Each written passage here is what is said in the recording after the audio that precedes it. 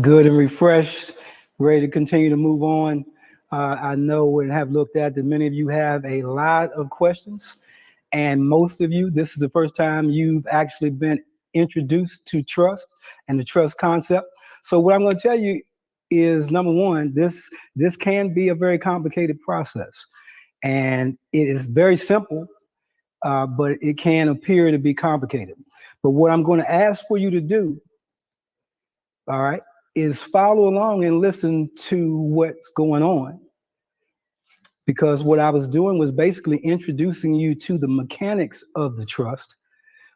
And like I said at the start of the presentation, if I start just answering questions, that's all we're going to do. And that would not be the highest and most effective use of any of our time. So I've asked you to maintain your patience. And if you would keep your comments to the end, for some of you or whoever has comments, because if something's not going to your liking, please advise my wife and I will tell you to sign off and refund that check to you. All right? Because let me tell you, I don't need your money that bad. So I want you to understand something. This is a sophisticated process. What I took you through was the mechanics to the process.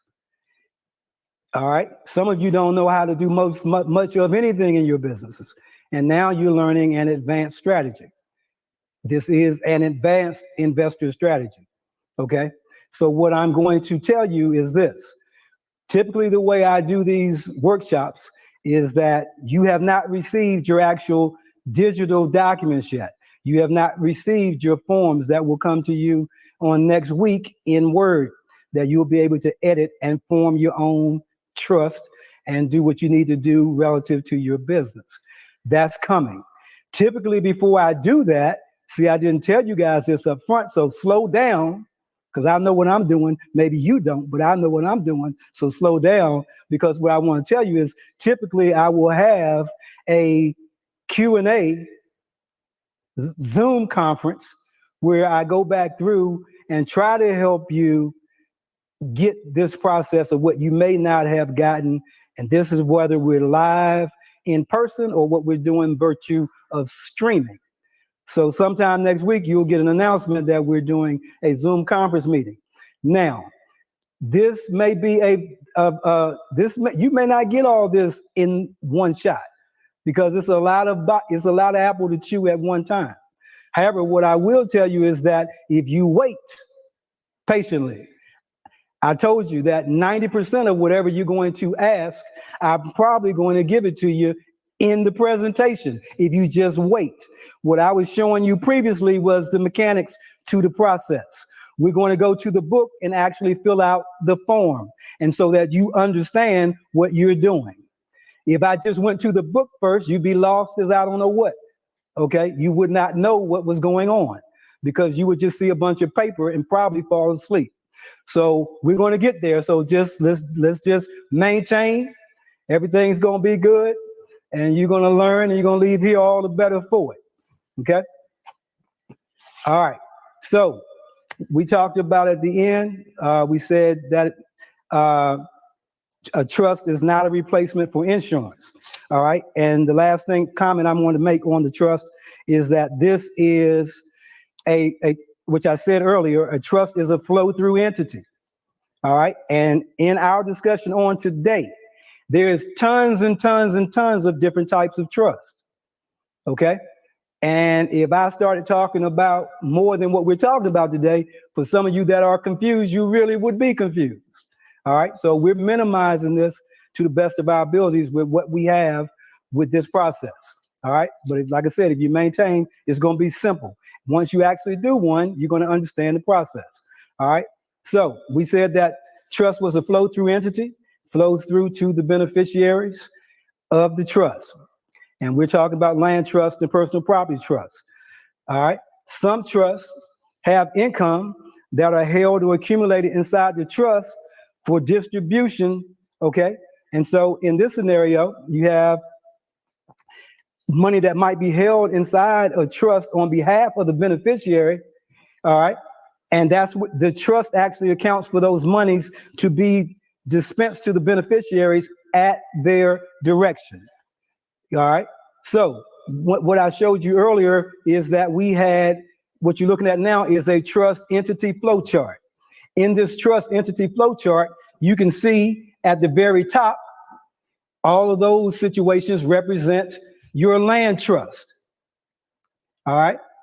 And the land trust in the middle section there, that's your personal property trust. So the trust flows through to the personal property trust and then down to the LLC or corporation where it gets its asset protection. Okay. So that's 3 levels. If you look in the diagram, there's also a 4th level where it says final beneficiary or living trust. In that situation, there is what's called a living trust or a AB trust. Okay. And in that AB trust, you may have a husband and wife that basically own a certain percentage of the trust, And so basically that the trust document may read that if A, meaning the husband, predeceases the wife, then B, the wife, gets 50% of his interest. And that makes up the sum of 100% and vice versa, okay? So that's what your trust flow chart may look like. If you see on that flow chart, there's also a trust bank account chart, ABC Bank Trust.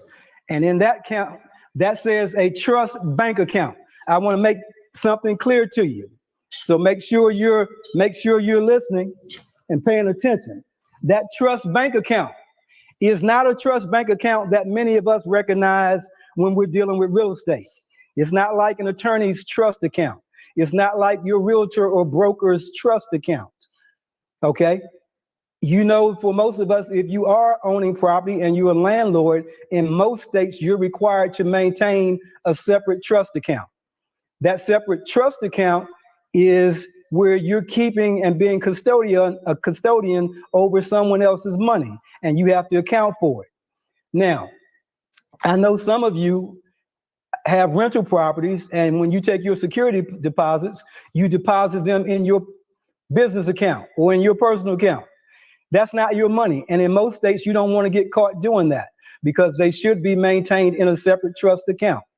So make sure you're doing that. But the account that you see in front of you is not that account. This is actually an account that is a trust. It's actually a trust.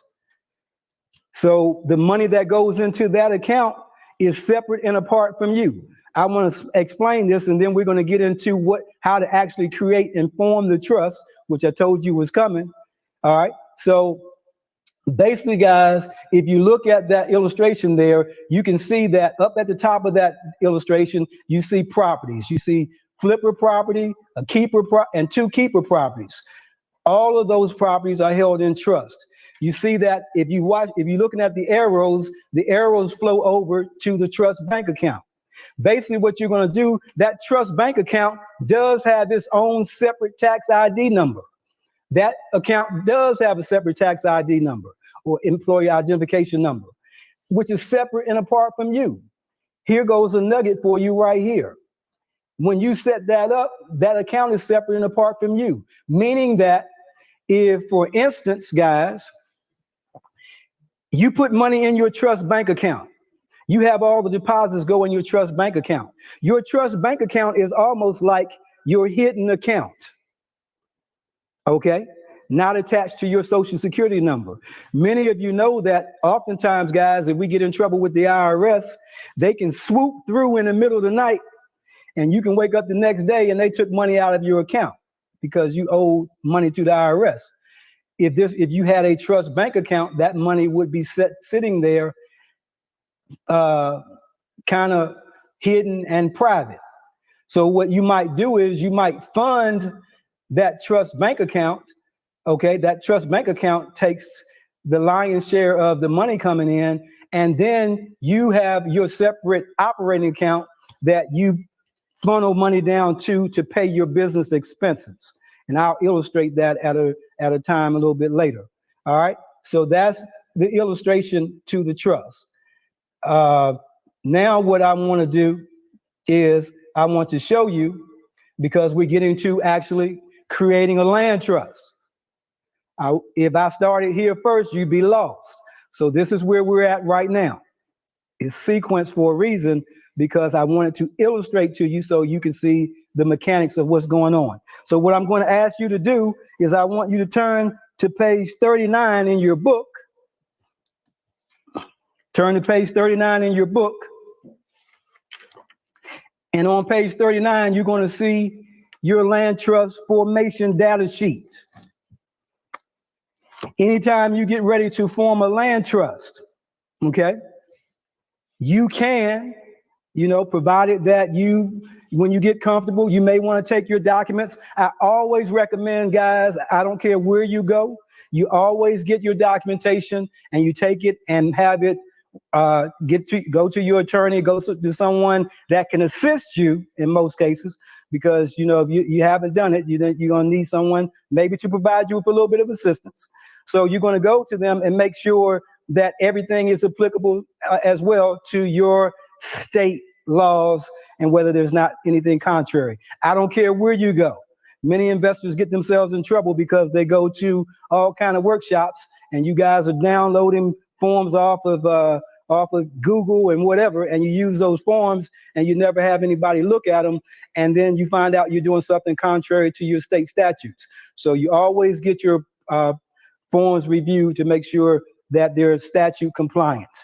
And if there's something that isn't just, there's a provision that maybe you can't do, then you can omit that provision and put what is actually applicable in your state. Typically, guys, to form a land trust and do this, you're probably in most states, it's not, there is no fee for you, because, if you got the documents and you learn how to do them yourself, then you're doing it at your cost. So typically the only cost you're going to have is your recording costs. So it may cost you whatever it costs you for that per document in your state. Most cases, I think in North Carolina, for what we're recording here, maybe 4 pages or 5 pages of documents, you may pay about $42. All right. So $42, you recorded your trust document or your deed. All right. Of course, if you need an attorney to assist you with it, then he's going to definitely put his fee on top of it. All right. So you have your land trust formation data sheet, guys. And if you look at that at the very top, and you might want to, as we're going along, you may want to be filling out this information as it pertains to you right now. So you're going to, it says at the top, it says trust number or name. And what we're doing right now is we're putting together all the feeder information that we need to produce and create our trust document. This is what we're going to utilize to create that agreement and declaration of trust, that contract that I spoke of earlier. So trust number or name. So you're going to name the trust, and you typically you're going to name the trust something that definitely does not let individuals know that you are the beneficiary of the trust. So you're not going to name, if your name is John Smith, you don't want to name it the John Smith Trust, okay? Because then you've lost your level of anonymity, all right? Although the trust is still a trust, supposedly separate and apart from you, you don't want that. Oftentimes, guys, it's amazing to me, you will go, if you go on on your tax site or geodata or whatever, you'll find that many times you'll see something, the Walton T. Smith Living Trust or Family Trust. It just told everybody there's no anonymity with that. I don't want anyone to know what my name is. So oftentimes I would tell you, you can name a trust any name that you want to. You can also name a trust the same name, because the trust is still its individual trust because it has a different asset. So you could have multiple trusts name the same thing, but then you have to figure out what you did. So I wouldn't recommend that you do that. Oftentimes you might as well want to name the trust something that might be somewhat intimidating to individuals, okay? Because you might name a name, the Aerosmith, whatever, something trust or whatever, so that maybe someone thinks it's a bigger element or something out there, and we don't really want to mess with those people. Oftentimes, I like to use numbers and names in front of my trust so that the trust name is so long, it throws the county recorders off a little bit, to the extent that when they're trying to input the trust, they may actually not input the data correctly and be off a digit. Makes it harder for somebody to even look the trust up, even if they find it. Okay, so you're going to name the trust, and so you can think of a name. You might call it the 123 Main Street Trust, or the Smith Bear Scouts Trust, or whatever you want to call it. You can put in your trust name. The date of trust creation, that's the date that you're actually you're completing the documents to do the trust. The name of the land trust trustee, that's where you're going to choose your land trust trustee. This is where you're going to name that person that's going to manage that trust on behalf of you as the beneficiary. The next thing that you have, why this person? Why did you choose this individual? Well, he's my best friend. He's my army buddy. All right. He's a friend of my wife's, whoever it is. All right. Now, typically, guys, if you name a trustee and you're going to name an individual, if you want to maintain a level of anonymity, if your last name is Williams, you might not want to use your brother or whoever who has the same last name as you, and people still figure that you're tied to the trust. So typically, somebody that has a different last name, maybe a sister-in-law or father-in-law or whoever, if you plan on using a person. A lot of times you may want to use an out-of-state trustee, okay, whereby that if someone wants to contact him for any type of purpose, particularly if they're trying to file service or notice of service against you for a lawsuit, then that has to be sent somewhere. That's another step, okay? All right, you're gonna trustee's true address. That's the actual true address of the trustee, although we may have a different mailing address. So you're gonna put in there your trustee's true address and the trustee's phone number. Next, you're going to do the first primary beneficiary or beneficiary shall be. This is where you're naming the individuals that will be the beneficiaries of the trust. If it's going to be your LLC, if it's going to be you, then you're going to put your LLC's name and the address and the EIN number. If it's going to be an individual, then you're going to put your name, address, and social security number. If there's going to be a second primary beneficiary, same thing. You're going to name that person. Okay. Next line, it says the percentage of beneficial interest shall be, the percentage of beneficial shares shall be. And this is where you're going to divvy up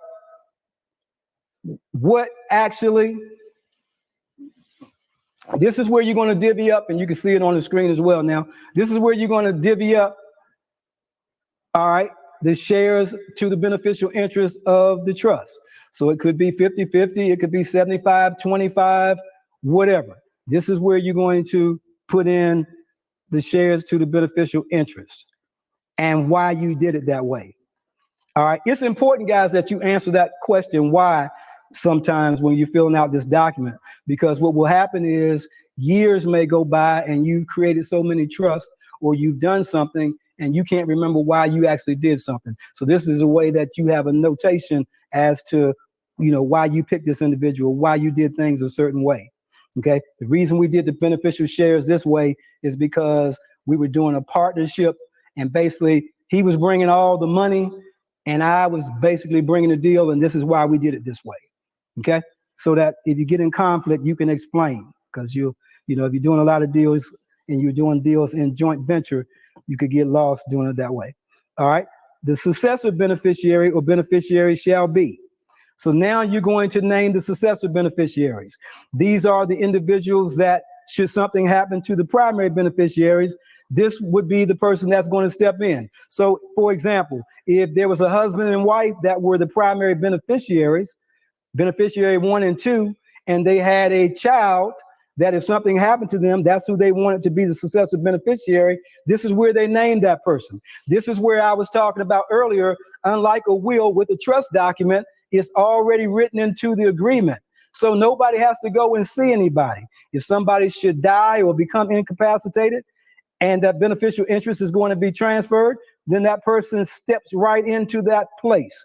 And they don't have to go see anybody. You don't have to go talk to a lawyer. Everything is done. Everybody with me? All right. The next line we're going to go to says, have I clearly defined who gets what percentage at death of any subsequent beneficiary? In that line, that's where you're actually going to put and make sure that you clearly define what you want to happen if something should happen upon your death. The next line says the trust director, and I explained to that when I was talking about the appointment or non-appointment of a director. That's optional. So if you had a director, then you would put that information in there. All of that information basically is self-explanatory. So I don't need to go through all that. You're going to give the trust director's name, address, and everything else. All right. Now, it says near the bottom, it tells you to accept title, the trustee shall be paid. And so you can make an agreement with your trustee to pay them a nominal fee. All right. Sometimes I've seen some people use maybe a bank or an attorney as their trustee. Of course, you know they're going to charge you to be a trustee. And I'm not necessarily sure you want to go that route. Most of us can find somebody that we can use or have as a trustee. Like I said, many of us are dealing with other investors. You have relationship and network with people.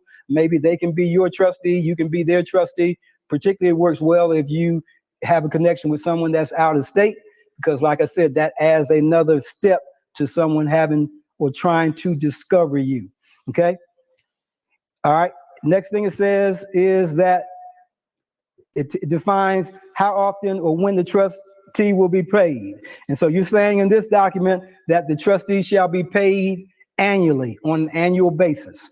So annually, I'm going to pay the trustee $200, $100, $10, whatever it is.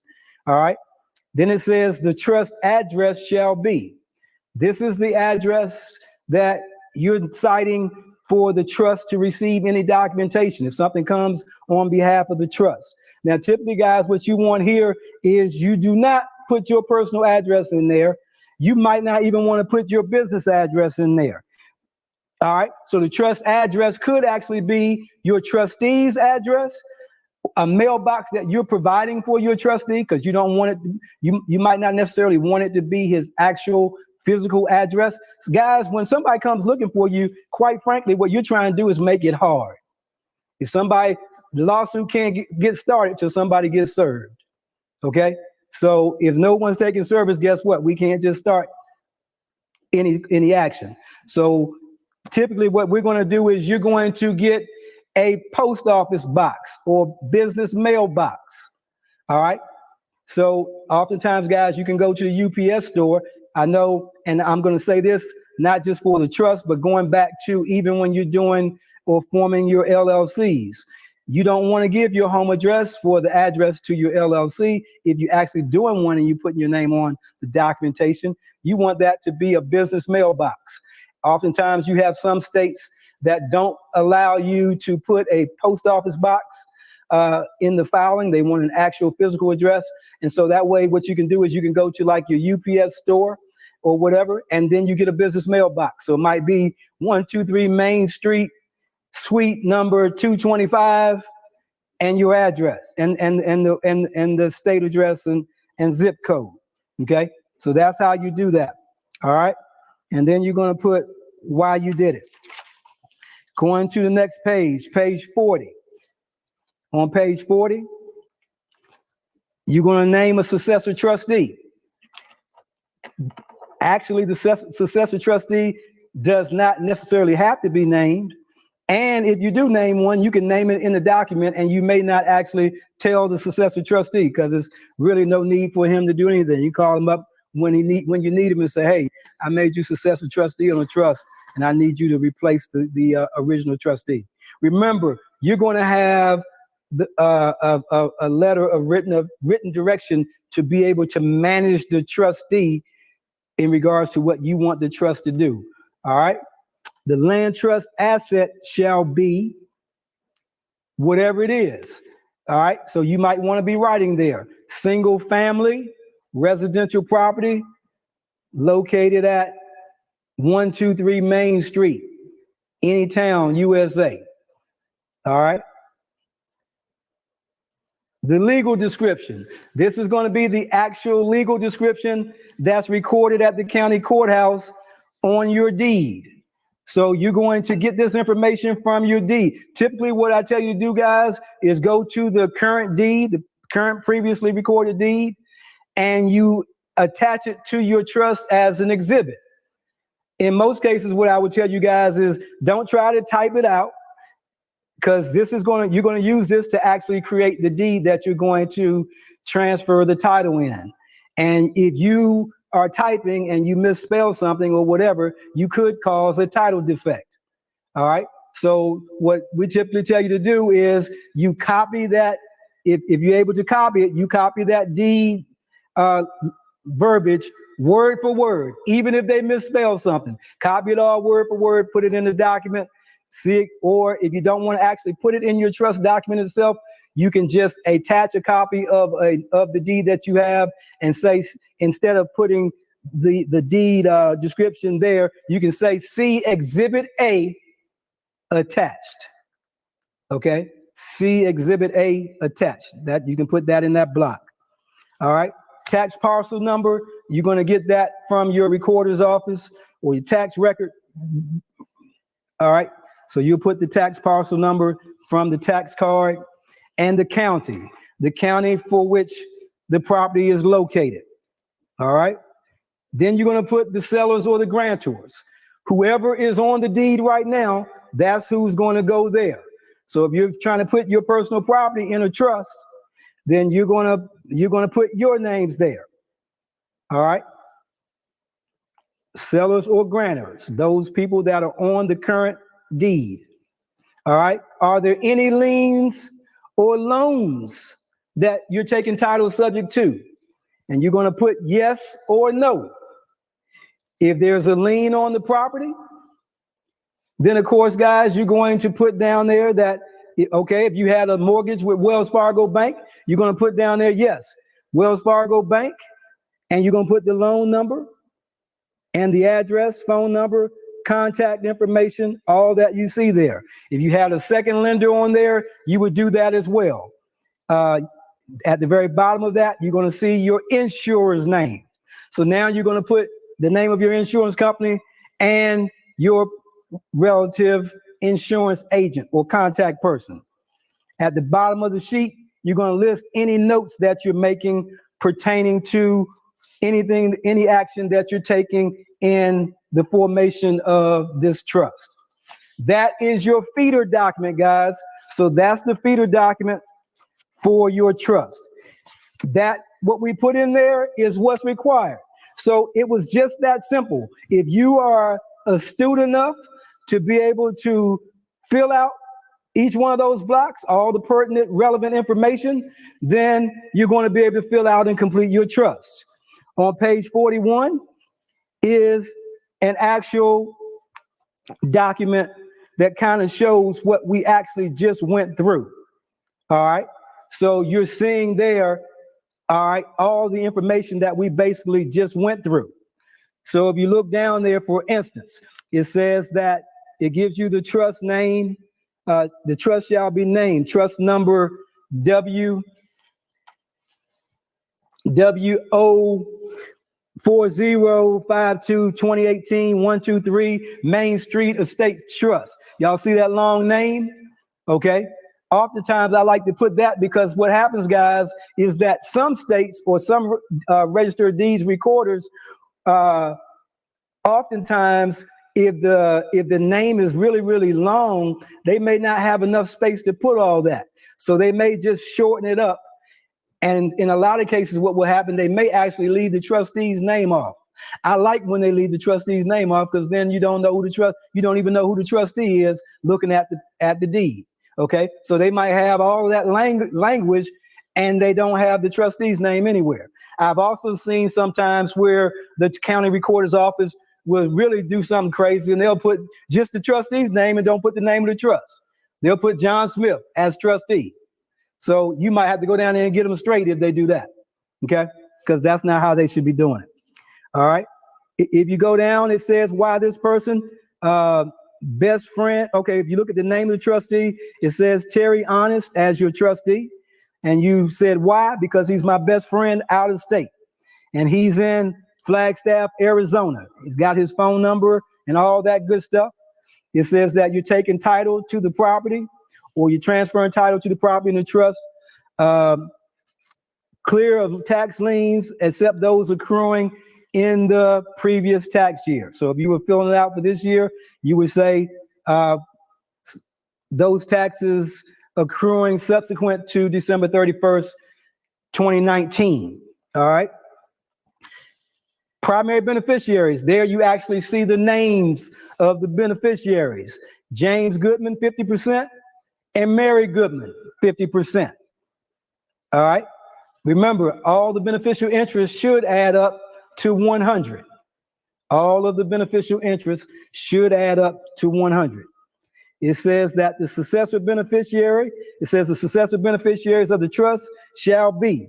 We didn't put a name down there, but if you put a name down there, then it's going to tell you who they are. Subsequent beneficiaries, it says that the subsequent beneficiaries of the trust shall be in the absence of all the primary beneficiaries. All right. It shall be J&M Property Holdings Living Trust. So basically, guys, if something happens to James and Mary Goodman, then the subsequent beneficiary is a living trust, which I kind of showed you in the illustration. And that's why I went through the illustration part first, so that when we get to this, you won't know what we even talked about because you never saw it. All right. Beneficiaries agreement. This is where you're going to put all the meat and potatoes as far as what you're going to do and how you're actually going to govern or manage that property. And it says that the rights, powers, duties, and obligations reserved to the beneficiaries shall be managed and administered as follows.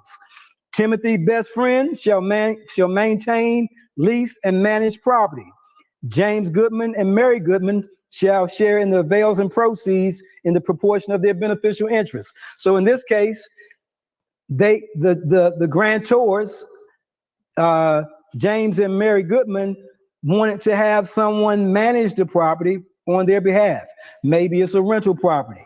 Okay, so they got to manage someone that's doing the management for them and basically just sending them a check. It tells you that a checking account shall be held with the following institution. So that's where you're going to, it tells you where you're going to maintain a bank account and who's required as a signatory to that account. All right. And it says here, it says that the account shall require the signature of any two of the parties heretofore for withdrawal. So that means that they both want to sign something if any money's going somewhere. All right. It tells you in the next sentence, it says failure by any party to contribute his fair share of funds that party shall pay the other party and interests at the rate of 8%. So this is if you had a trust you were forming and maybe you were doing a joint venture deal with somebody. And this is where we're just having that discussion. Of course, you're able to put the meat and potatoes language that you want in the agreement up front. So basically what you're saying right here is if we're doing this thing as a joint venture, if you don't pay your part, if I have to come in and put some more money, then you're going to be paying me 8%. This is already in the document. Okay. It goes back and talks about the trust director and all the rest of the information, guys, is pretty much what we talked about in the feeder document. You see down there, the legal description at the very bottom, that's given the actual legal description that most of us should be familiar with relevant to the property. All right, going on page 42, that's where, again, we have all the information that we've already covered, pretty much self-explanatory, except there you're able to see actual information depicted there. It says that the first lender on this property is Chase Home Mortgage, and it gives their number, phone number, address, and whatever. All right, I'm getting ahead of myself because I want to clarify one thing. Dave, you can go ahead and put me up. I want to clarify something. So I know somebody's going to have a question. When you actually have your property, and let's say you're going to deed your personal property, your personal residence to a trust.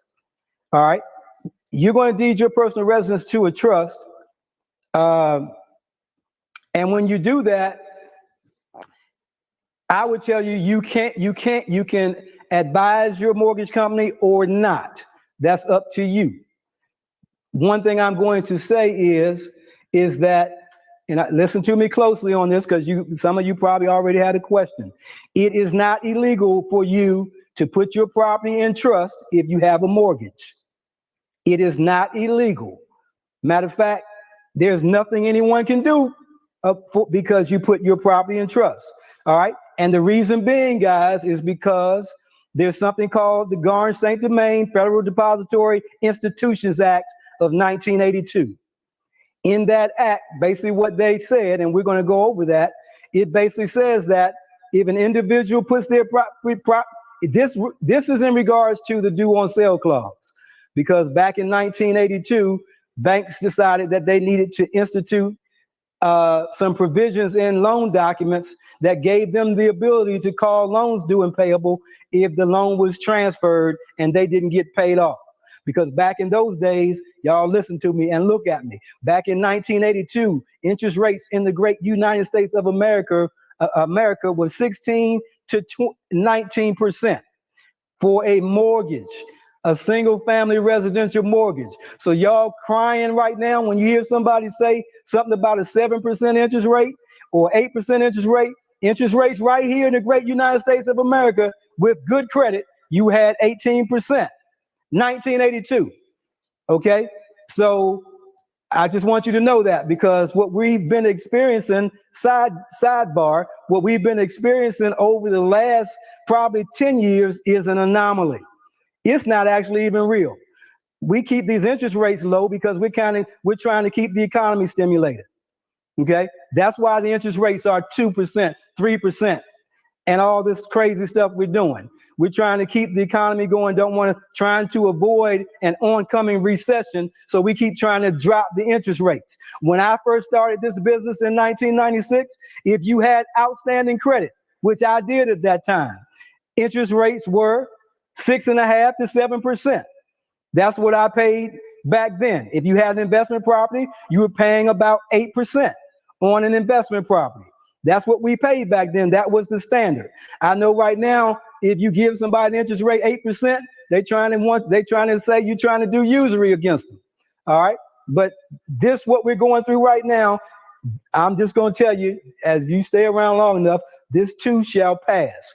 But going back to the Garn-Saint-Domingue Federal Depository Institutions Act, the primary purpose of that was people were interest rates were high and even going higher, and the bank wanted to have the ability to call the loan due, because the bank guys, from their perspective, what they want to do is they want to have the ability to generate loan origination fees and everything else. They don't want people to be able to just transfer their property to somebody else, because what if you go into the bank and you want to do a loan, you get all this cost that get associated with the loan, and they wanted those costs. And so speaking of the due on sale, we're going to talk about this specifically, but the due on sale clause is simply just a provision in the loan documents that gives the lender the right to call the note due and payable if the property has been transferred without them being paid off. Just that simple. And it's due on sale clause, not due on sale jail. If you don't advise somebody that you put a property in trust or whatever, and they want to say that it violated the due on sale clause, well, you just breached a provision in the contract. You didn't break the law. Okay, there's no statutory law that says that if you did that. Now, you might check your state and maybe there's a provision, but typically, no, there's not.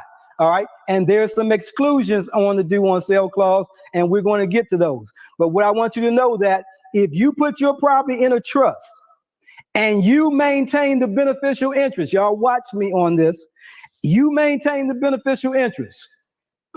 So you put your property, your personal residence in your trust, and you're going to maintain the beneficial interest in that trust. The due on sale clause cannot be exercised against you. Okay? Now, if you put your property in a trust, watch this. If you put your property in a trust and assign the beneficial interest to somebody else, guess what? That was a transfer. You're no longer the owner. So now the bank does have the ability to call the loan due and payable. Do we see it happen? I've been doing this business. I've been doing trust since 2002. I have yet to see a loan called due and payable. Have I seen the banks threaten to do it? Oh, excuse me, let me correct myself. I have seen an individual actually get in trouble with this and have to come up with money or be threatened with it. I've actually been threatened with it myself with some subject to properties, but that's a subject for tomorrow when we talk about subject to. But basically, guys, what I'm going to tell you is that for the most cases, banks aren't calling performing notes due and payable. All right. Now, the interest rates, if you have a 4% interest rate and the interest rates start to rise, and maybe the interest rates are now 9% or 8% or 7%, it might be it's in the bank's best interest to call that loan due and payable, because now they got somebody that's paying them a higher interest rate. All right. So just know that. But by the Garn St. Germain Institution Act, they cannot call the loan due and payable if the beneficial interest is retained by the grantor or the owner of the property. All right. Everybody clear on that? So now I'm gonna go back again, naming the trust. You have the right to name the trust anything you see fit. As I said earlier, it will not be confused with any other trust, because the asset of the trust, the property, is unique to itself. So what I tell you is be creative as you possibly can be. Your trustee, somebody that you trust. Remember, this person actually owns the property under the law. All right. The trust needs to be a human being to do his work. So if you hire a company or whatever, it has to be somebody that can physically do something on behalf of the trust. So if you hire a company, then of course the company, if you make a company, the trust, the LLC, the trustee, then of course they have individuals that can act on behalf of the trust. All right. The trust has all legal powers related to the handling of the trust. All right. The trustee has all legal powers. All right. Now, before I go there any further, I'm going to stop there. Let's go to page 44. And on page 44 in your book, it talks about the appointment and acknowledgement of land trust director. Okay, guys, this is if you decide that you want a land trust director. And actually, guys, I skipped the page. I'm sorry. Let's go back to page 43. So on page 43, all right, this is your appointment and acknowledgement of your land trust trustee. So remember, we filled out all that information on our feeder page. This is where you actually are appointing and having that land trust trustee acknowledge the fact that they're going to act as trustee for that land trust. And so you can see it says that the undersigned beneficiaries represent that they are all and 100% of the beneficiaries to that trust. All right. And that basically what they're doing is that they're having the trustee maintain and manage that property on their behalf. And it says that the trustee has a fiduciary responsibility to do that. And it says that the trustee will take their direction in writing. So he will follow by written direction, guys. All right. In the event of the death, disability, incapacity, resignation, or termination, or refusal of the trustee to act, then the beneficiaries have the right to fire the trustee and appoint another trustee. Guys, remember, you're sitting in the background. Okay? You're sitting in the background with this thing. You're controlling the shots. I want you to understand that, because sometimes people get lost when we start talking about trust. And I want you to understand, I want to demonstrate this to you, okay? So that you see and understand what's going on with this trust agreement. So basically, you have complete control of your trust. You are giving that control to someone to manage that property or manage that trust on your behalf, and you're behind the curtain. Basically, you're pulling all the strings. So this is what you have going on. Y'all see on the slide, okay? It's like you got a puppet out there. You remember, guys? So just picture yourself. You set up this trust and picture yourself being behind the curtain. Y'all remember in The Wizard of Oz, the great and powerful Oz? You know, he was raising all that sand. And then we come to find out in the end, just a little old man behind the curtain. So that's basically what you're doing. You're managing that trust property behind the curtains, and you're telling your trustee what you want him or her to do. And they can only do whatever at your written direction. Now, can he go rogue on you? Can they do something crazy? Absolutely. That trustee could go out and sell your house. But again, he would be committing a crime. All right? They would be committing a crime. So just wanted to make sure you know that. All right? So looking back on page 43 again, says appointment and acknowledgement of land trust trustee. This is where you appointed your trustee. You guys can see that. You're going to look down there. It says that this is signed by both beneficiaries. And it says and names their percentage of beneficial interest, 50% each. All right, James Goodman and Mary Goodman, they would have signed that. And then it says acceptance or declining of trustee appointment. This is where the trustee acknowledges that he's going to accept the appointment of trustee, or basically he'll check the box and say, hey, I don't want to be no trustee, and he'll decline it, okay? But before you give it to him, I would hope you already talked to him and you don't have to go through someone declining you being their trustee. All right, at the very bottom, guys, you're going to make sure that you have your documents notarized, or you have this document notarized. It does not get recorded. Once again, it does not get recorded. It's notarized. Now, back on me again. I want to say something, because I've seen some people that will do these trust, guys, and they'll set up a trust, and because all the documents are private, they may not name, they may have another, they get in trouble. So now you want to take and assign your beneficial interest to something else, right? So that it's not you. All right, so you made your LLC the beneficiary. Now you're facing a pending lawsuit. So on the quiet tip, you want to go and assign your beneficial interest to somebody else. Now you might do that. But what I'm going to tell you guys, there's something that in most attorneys will reference as old and cold. Okay, that's how a court may look at that, old and cold. How long has this transaction been in effect? If you just did this 10 days ago or last month, then a judge may say, oh, heck no, I see what's happening here, and he vacate the whole thing. But if you have a document that's been signed, I'm not trying to tell you how to be a crook. If you have a document that has been signed for a period of time, maybe when you actually created the trust, then maybe you can use that. But we ain't doing nothing we don't need to do. All right? So I'm just telling you, you want to make sure that you get your documents notarized. Don't play with that, guys, because otherwise your trust will not be in existence, because the notary is required.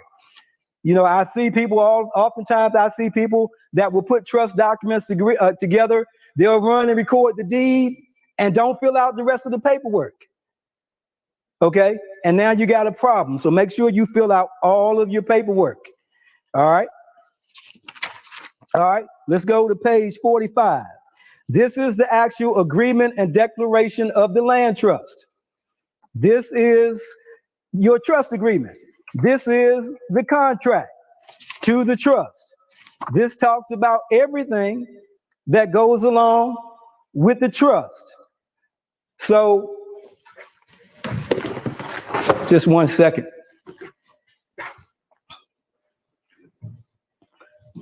So that's page 45 if you're following along. So on page 45, that's your agreement and declaration of land trust. So this is a document that's generated, guys, and all of your feeder information will flow into this document. So it says when the trust agreement was actually created. It says the state that the trust agreement was created in, as well as the county. If you look at it, it says that in paragraph 1, it says that subject to the power of direction hereinafter provided for, the trustee shall have and is hereby granted full power and authority to purchase, improve, subdivide, manage, and protect said real estate. And it goes on and on and on and on. I'm not going to read all that. We'll be here till Jesus comes. You can read all that stuff on your own. But that language is all that language is in the document. Now, I could sit here, guys, and we could read all of this verbatim, but I don't know if that's going to be the highest and best use of your time. On paragraph 2, it says that on the creation date, trust was created to hold legal and equitable title to the property. All right. And it says that the trust specified trustee and beneficial interest of all beneficiaries.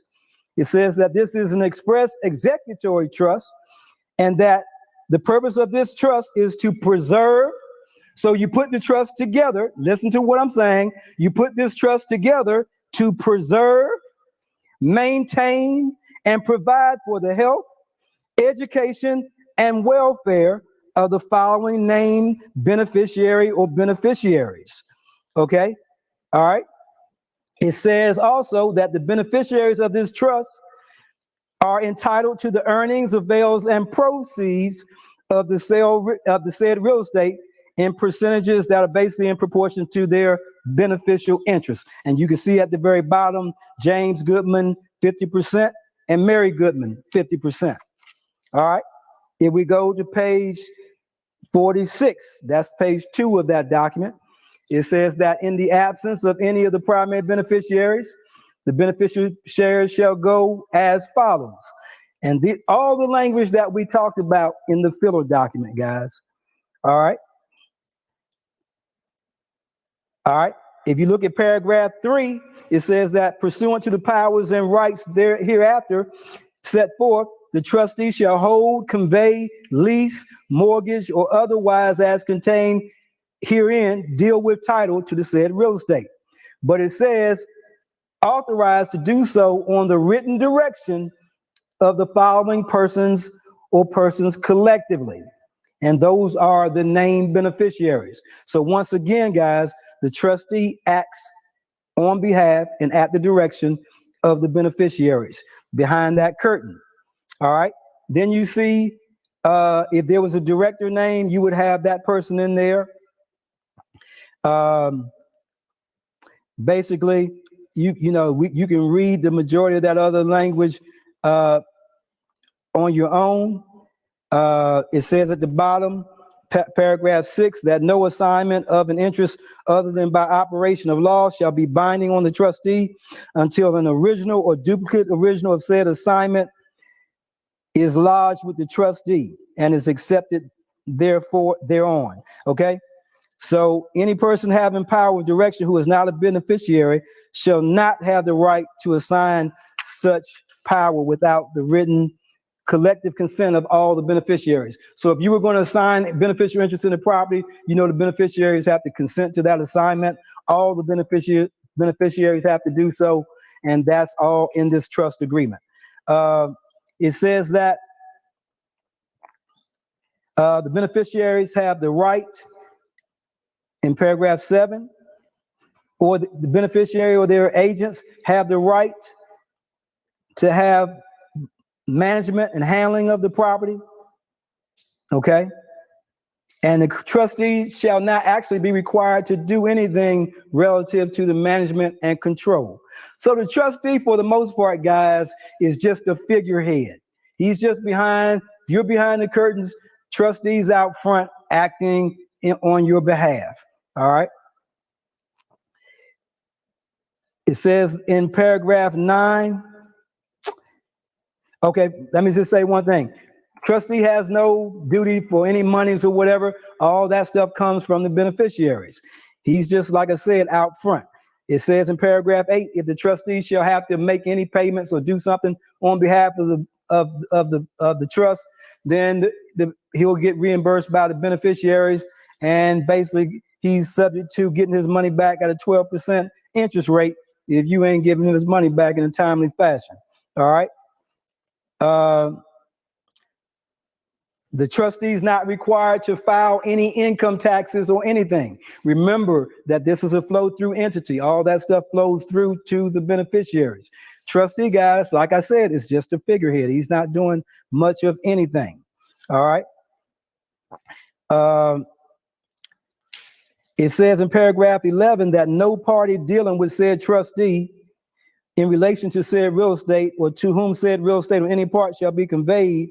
Basically, this pretty much says that you don't have it's basically telling him that person, nobody has a right to see this trust document, or really pretty much to do anything relative to question the trustee to get any type of information. He's not required to give information. Now, let me preface this and say this, guys.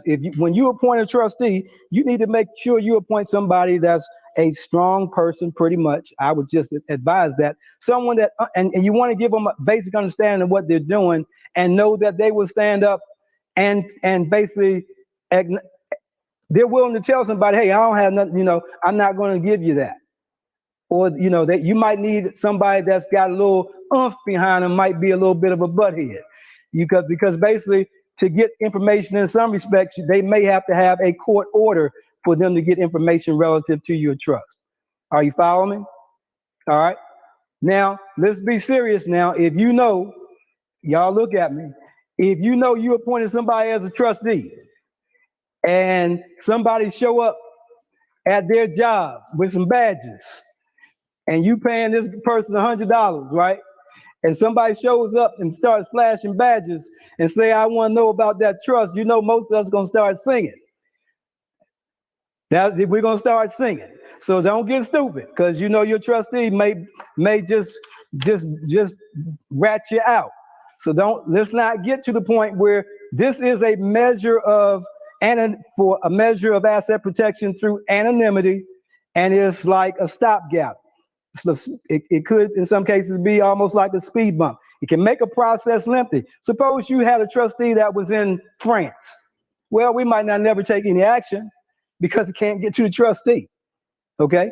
And you could go to court and you legally could say, they say, do you have any interest in a trust? I want you to transfer this property. I can't do it. The trustee has the power and authority to do that. And where's the trustee at? He's in France. Okay, can't get a hold of them. All right. It says in paragraph 12 on page 48 that this trust agreement shall not be placed on the public record in the county in which the said real estate is situated or elsewhere. But if for any reason same is so recorded, such recording shall not be considered as notice of the rights of any person hereunder.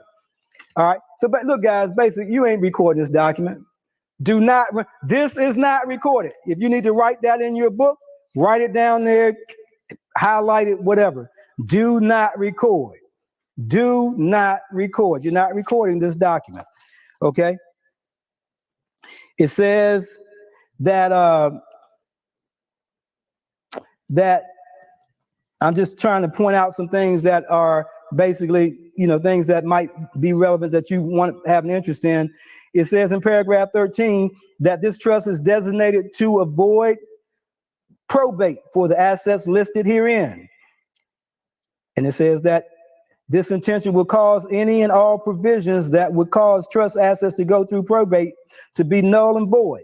You put this together, guys. That's why you put it together. You're trying to avoid probate. You don't want a probate process. All right.